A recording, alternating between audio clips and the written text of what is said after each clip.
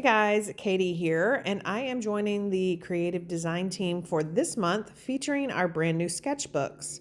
So I've pulled out some photos from our trip to Vancouver over, I guess maybe April and May. And I just love that some of these photos have our hiking and then the little creatures and of course the mushrooms and vegetation that we saw along the way, which is going to be perfect for the Toadstool bundle that comes with a stamp set and this punch. And then I'm going to be using some DSP. Now this is exclusive 6x6 DSP that is part of the Sale-a-Bration that starts January 7th. And you can get it free with a $60 order. Here's the back side of that DSP, and it is perfect for this brand new sketchbook that we have, which features 6x6 papers on 12x12 layouts. I'm also pulling out the Deckled Circles. And then I purchased these stickers on sale a couple of weeks ago, and so I'm loving that they are coordinating with the colors in the DSP, and they'll be perfect for my title.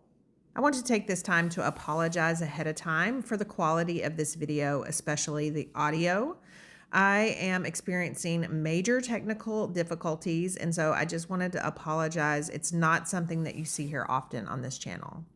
And then I'm just going to tack this down just so it doesn't move unnecessarily. So I've already pre-cut my pieces, and like I said, this sketchbook is for 6x6 pieces.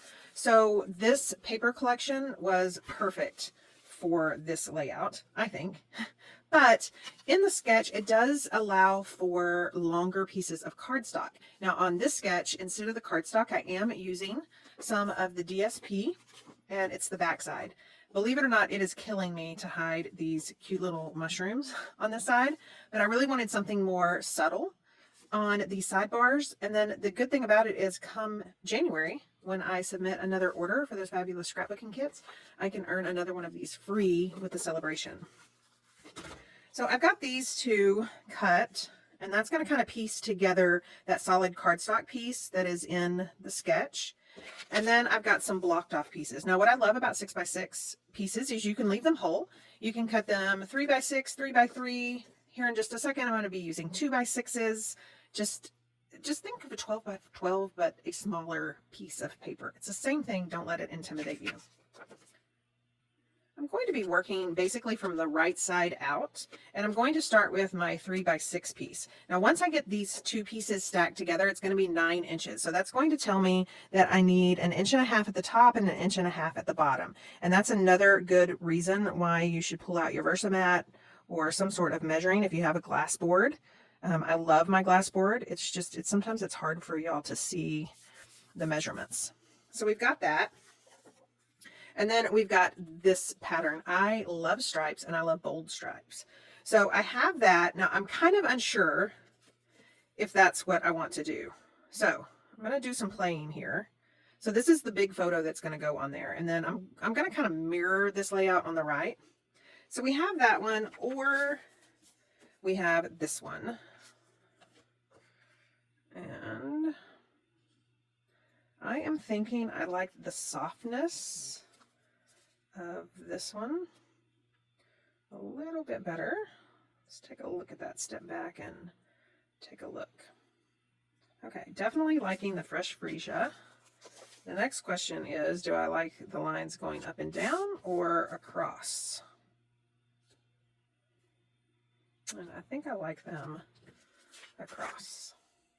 Now the backside to this one, it reminds me so much of the Smurfs. I really can't put my finger on why, because you know the Smurfs were blue, but something about those just remind me of the Smurfs.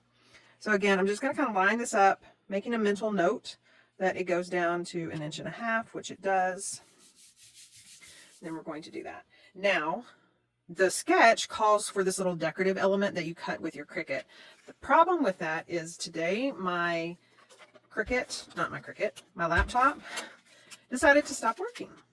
I have my iPad, but it's so old that it will not let me update my Cricut app without iOS 16, and I can't download iOS 16 on my laptop. So we're in a dilemma here. So I'm just going to be using plain I think what I do want to do though is I want to round these corners just to kind of add a softness. Now I'm not going to round that one because that one's going to meet there. Now these two pieces together equal 10.5. And so I'm going to start over here at 3/4 of an inch. And then I'm going to round this corner.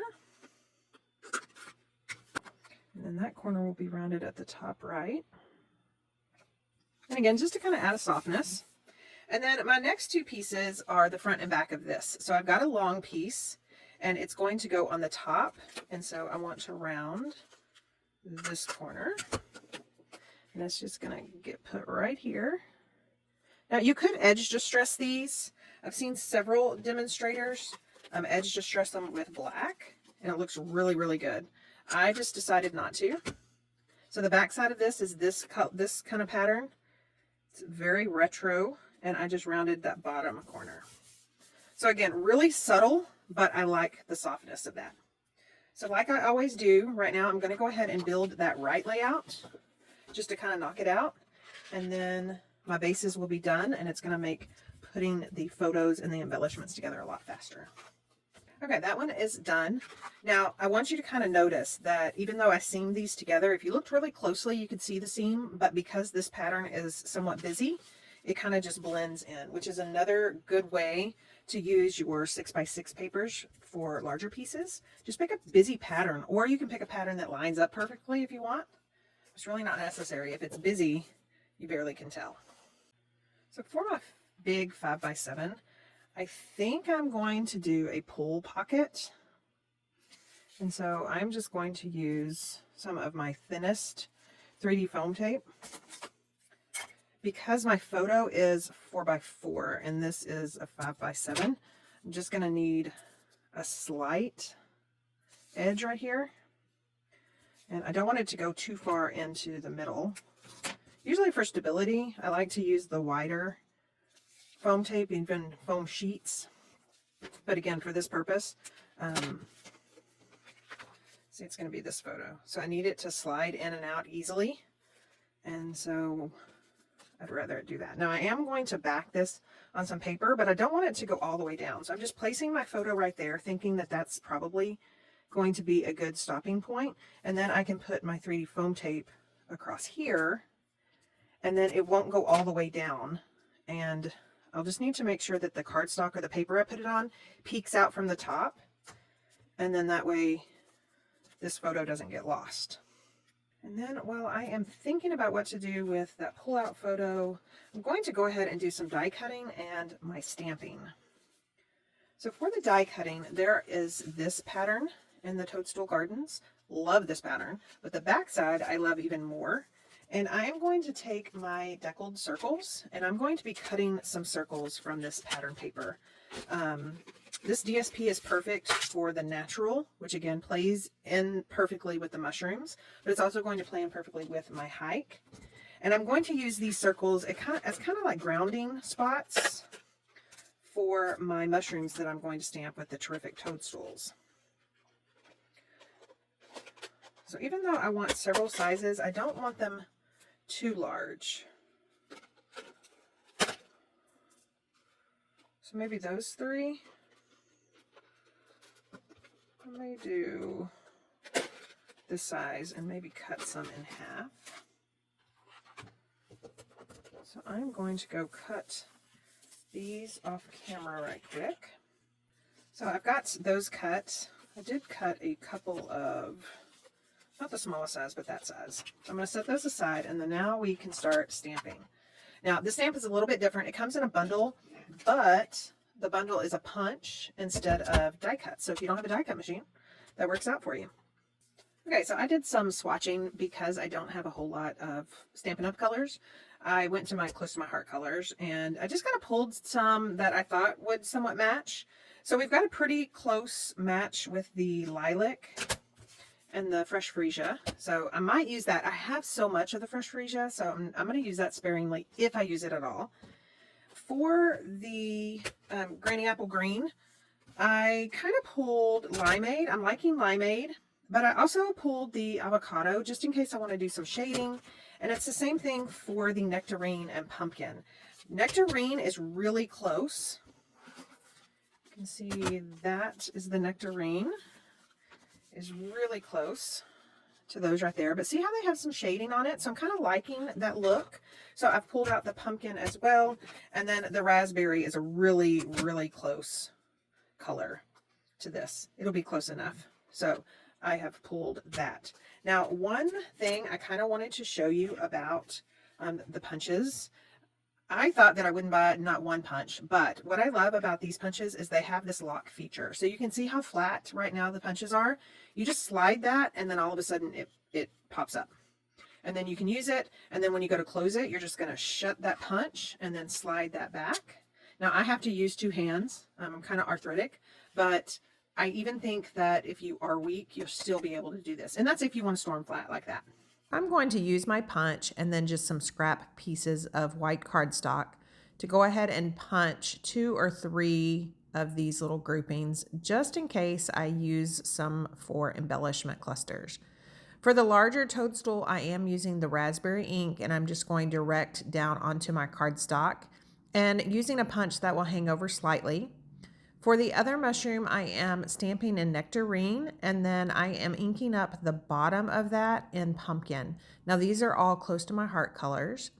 And then for the stem, I am using some gray, and I am just stamping that over those stem pieces.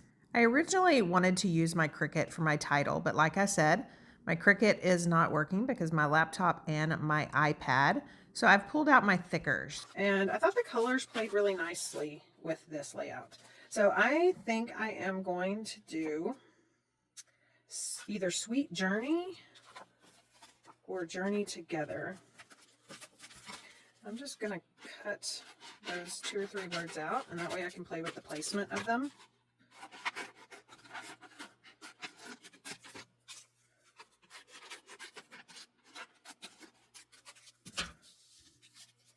So we've got Sweet.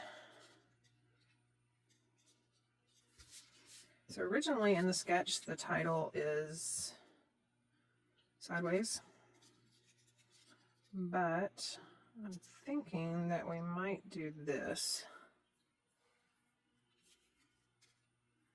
Let me take a picture of that right quick so I can see how it looks. The other word I'm thinking about is either Journey Time or Together Time. So Together and Time are both together. So I could have Together Time or Journey Time. It's funny because this trip, you know, we have a couple of girls that are used to just being so active. I am not. I have a desk job. I sit at a desk 40 hours a week, plus my crafting time, although I do prefer to stand, but sometimes I sit. Andrea even started walking before, like several months before we took this trip, just to make sure that, you know, she was okay and prepared. I, however, did not. Julie also did some walking. So this was our first day, and man, we overdid it. But Journey Time, Sweet Journey. I'm going to think about that for a second. I'm going to do some stamping of some of the images that don't have the punch, starting with this piece right here. And I've already done one, but I am going to stamp that up in the Limeade from Close to My Heart, and then do a rock and roll technique with the Avocado.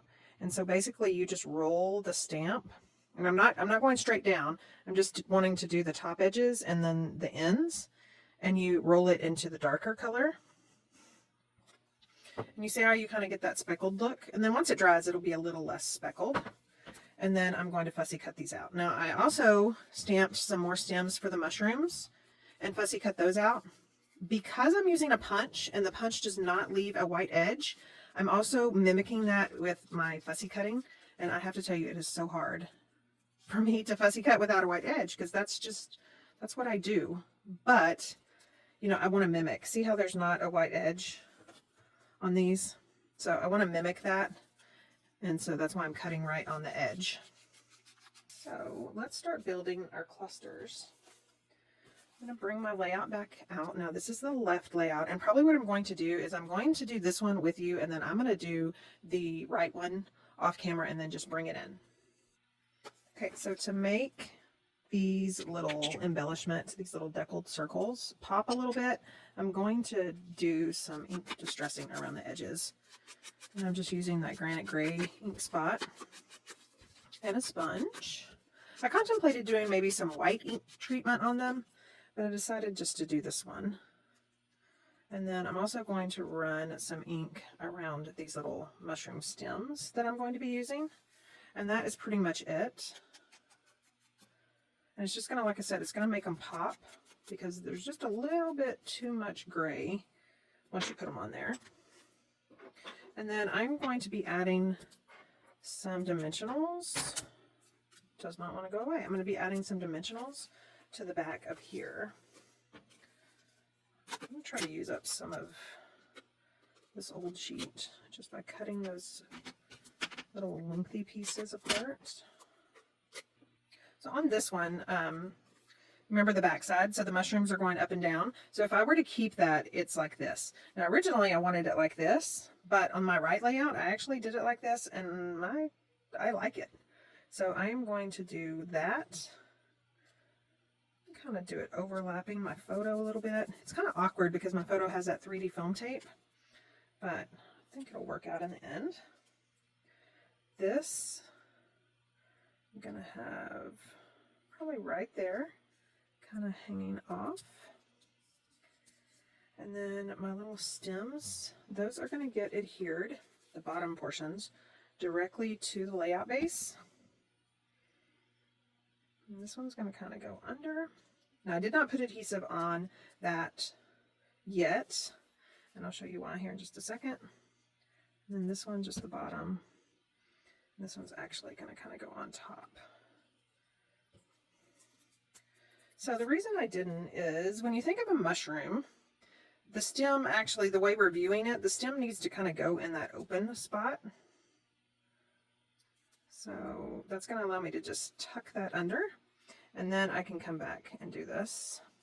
And the reason I didn't do these first is because I wanted to make sure they were going to be tall enough. I didn't want to put them down and then like that one not be able to be on the outside. And then we have this one. Just a little dab of glue. Hold that for a brief second. And I am loving that. And then I think for my title, I am going to go with Sweet Journey. So we've got that. And then I'm going to add some journaling strips. If you do not have journaling strips, then just cut some white cardstock. You could also type if you're a typer. I'm a writer. I've told the story before, but if you are a typer, you can just type it and then just cut it into strips. I prefer 3/8 inch, but it's mainly because I write big. So these are journal strip stickers. If you don't have them, again, just cut 3/8 inch cardstock strips, and you can even back those on coordinated cardstock. But on this, because there's just so much pattern and so much dark, I don't think it needs to be backed with anything. So I've put my photo on a piece of the DSP. I prefer the little dots, even though I love this. It's a little bit too bold, and a little bit of it is going to show. And then I have taken this label punch, and I'm actually going to do, because I'm trying to use scraps, I'm going to punch this so I can have the full label. And then I'm going to punch these so I can have a front, because I think I want the green. Okay, so I added some twine. I did go ahead and add some stickers from one of the Memory and More collections that I got on clearance. So I've got these. I did add this sticker and this sticker, and then I just fussy cut these little mushrooms out of that pattern paper just so it kind of stick out a little bit. And then I think instead of cutting my page protector, I'm just going to leave these dangling out of the top of the memory protectors because I use the top load. Now I am going to add some bling. This is another part of the celebration. It's the purple adhesive back sequins. When I was doing the walkthrough with my team, and then I'll share that with my customers later, like right after Christmas, probably. I'm not really sure about that. But I mentioned that even though they're sequins, what I love about Stampin' Up! Sequins is they don't have that circle in the middle. Just, it's the little things that make me so happy. So I think, even though I like all these colors, I think it's hard to see. I think I'm just going to go with these.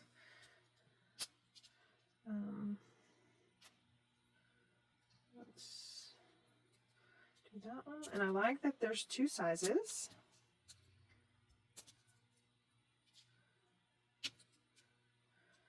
I'm just going to kind of put these around my little clusters and then my title.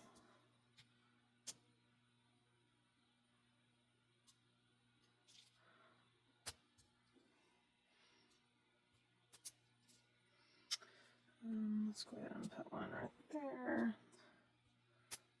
A small one. And then let me bring out the right layout since y'all haven't seen that. So you can see it's a lot of the same elements. It's the same but different. You know how that goes. I'm stuck to that.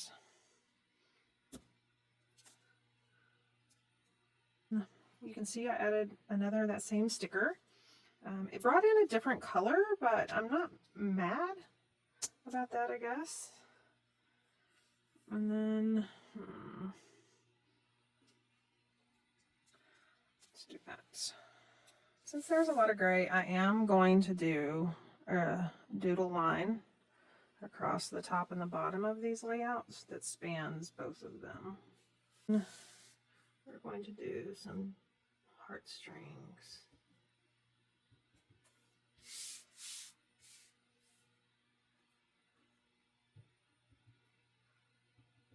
Subtle, but I like it. So there you go, all 6x6 papers. You can barely even tell the seam over here where I did those. I love the rounded edges right here. I think it softens it a little bit and it kind of lends itself really well to the circles. And then of course I love those sequins that are part of the celebration. Here are some still shots of this fun layout featuring my crafty friends and our trip to Vancouver, as well as the DSP that is part of the celebration. Remember that the January through April catalog, as well as the celebration, goes live to customers January 7th. You'll find links down below for all the products that I used that are currently available, as well as a link to our brand new sketchbooks. Thank you so much for stopping by and watching. Click on that playlist to watch the other girls' videos.